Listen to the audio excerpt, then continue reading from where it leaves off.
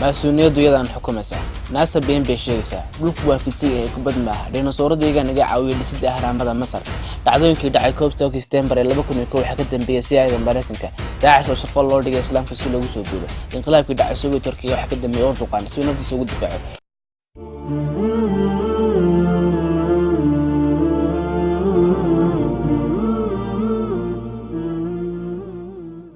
kusoo dhawaada caalamka gardaamada shirqoolka caalamka ugu weelada badan waa maxay aragtida shirqoolku weyn u dareenta wax kasta hore ka dhacay calaamad khidda shar ah taasoo kugu hogaaminaysa xumaan waxa lagu tiriyaa noocyada difaaca miir la'aanta taasoo ku keenaysa qofka inuu diido asbaabta ficiliga ee dhacdooyinka waaweyn iyo in la tumo shakhsiyaad iyo kooxo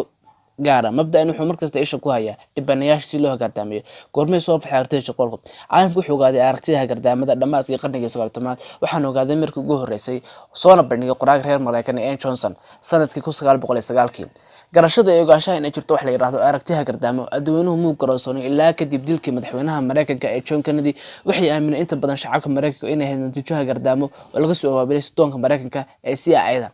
aqliga gardaamada haddii aad fursad u hesho inaad fiiriso maskaxda ka dambaysa gardaamada waxaad ogaanay inuu aaminsan saddex shay oo muhiim ah kow waxna iskaga ma dhacaan shil laba xaqiiqadu ma hasi aad adigu u aragto saddex dhamaan dhacdooyinku waa kuwa isku tabaxan sababta wax kasta dhamaadkiisu waa qorshe weyn oo lagu khaldayo caalamka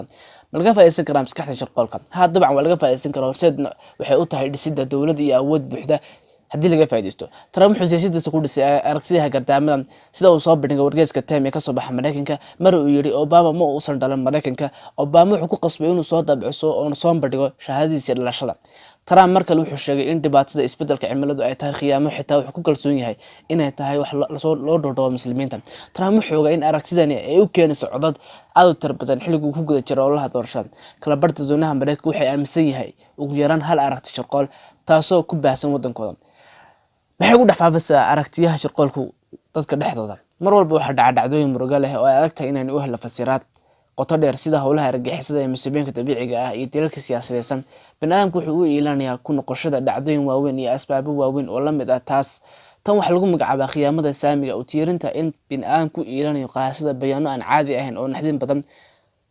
ayaa taas ku tusinaysa maanta mawduucani ku saabsan gardaamooyinka shirqoolka dhacaya adduunka aynu ku noolahay intaas ayuu ku eegyahay fadlan haddii ku cajabiyo mawduucani kanaalka subscribe share iyo like inta basaar wassalamu calaykum waraxmatullaahi tacaala wabarakaatuh